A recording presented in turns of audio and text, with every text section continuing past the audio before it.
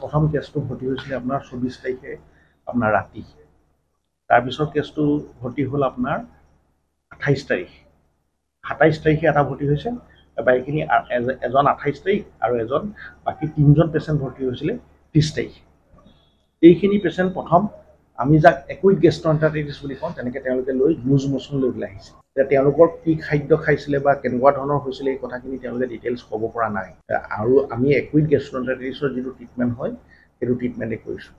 সাধাৰণতে একুইড গেষ্ট্ৰ'এণ্টাৰাইটিছ পোৱাৰ পিছত আমি দেখোঁ যে পেচেণ্টবিলাকে ইমপ্ৰুভ কৰে।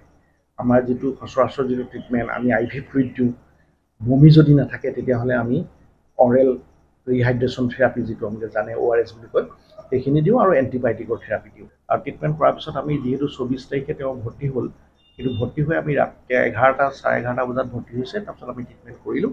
তেওঁ আহিব সময়ত চকত আছিলে। সাধাৰণতে লুজ মোচন খুব বেছি হ'লে মানুহ চকত যায়, গতিকে তেওঁ চকত আছিলে। গতিকে চকৰ ট্ৰিটমেণ্টখিনি কৰা হ'ল, কেনেকৈ তেওঁক প্ৰেছাৰটো উঠাব লাগে কি কৰে, আৰু লগে লগে তেওঁক আমি ICUটো তেখেতসকলক ব্যৱস্থা কৰি দিয়া হ'ল। কিন্তু ৰাতিপুৱা অৱস্থাত তেখেত মৃত্যুবৰণ কৰিলে। মাজতে কোনো পেচেণ্ট নাই অহা, 25-26 তেনেকৈ পেচেণ্ট নাই। 27 তাৰিখে এজন ভৰ্তি হ'ল লুজ মোচন লৈ, তেওঁ ইমপ্ৰুভ কৰিলে। লুজ মোচন আৰু ভমিটিং তেওঁ কৰিলে। আৰু 28 তাৰিখে এজন ভৰ্তি হ'ল। সেই 28 তাৰিখে পেচেণ্টজনো তেনেকৈ লুজ মোচন আৰু ভমিটিং লৈ ভৰ্তি আছিলে।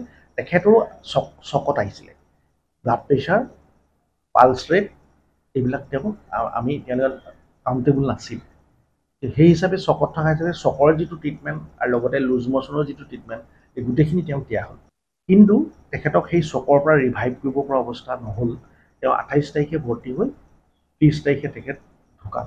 তাৰপিছত আমাৰ লগে লগে সন্দেহ হৈছে, এতিয়া লগে লগে আমি সেইকাৰণে ষ্টুলৰ চেম্পল আমি সংগ্ৰহ কৰিলোঁ আমাৰ মাইক্ৰ'বায়'লজি ডিপাৰ্টমেণ্টৰ পৰা।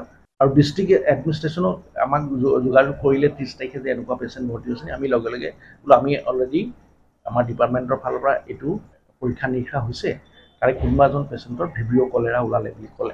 এতিয়া আমাৰ 30 তাৰিখে আৰু 3জন পেচেণ্ট ভৰ্তি হ'ল। কিন্তু সেই পেচেণ্ট দুজন একেবাৰে ষ্টেবল। কালিও কেইবাজনো পেচেণ্ট ভৰ্তি হ'ল একুইড গেষ্ট্ৰ'এণ্টাৰাইটিছ লৈ পেলাই, কিন্তু তেওঁলোকৰ কোনো এক্সপায়াৰ হোৱা নাই। গতিকে তেওঁলোকে ট্ৰিটমেণ্টতে আছে আৰু বৰ্তমান তেওঁলোকে অকণমান ষ্টেবল অৱস্থাতে আছে। এজন মাত্ৰ আনষ্টেবল অৱস্থাত আছে। তেওঁলোকৰ ঘৰৰ লগত ইজন ঘৰৰ আকৌ সম্পৰ্ক আছে বুলি কৈছে, তাৰমানে ইঘৰে ইঘৰলৈ ফুৰিবলৈ গৈছে। তেওঁলোকে আমি যিটো পাইছোঁ তেওঁলোক মোকালমোৱাৰে হয়। কালি আমাৰ আৰু 4-5জন পেচেণ্ট ভৰ্তি আছে। এতিয়া বৰ্তমান 10জন পেচেণ্ট আছে আৰু তেওঁলোকক আমি ছেপাৰেটলি ৰাখিছোঁ। মেডিচিন ৱাৰ্ডৰ পৰা আগৰ যিটো অল্ড কাৰ্ডিঅ'লজি ৱাৰ্ড তেওঁক ছেপাৰেটলি ৰাখিছোঁ, আৰু তেওঁলোকৰ যিখিনি ট্ৰিটমেণ্টৰ প্ৰয়োজন হয় সেইখিনি আমি যোগাৰ কৰিছোঁ আৰু সকলোখিনিয়ে দিছোঁ।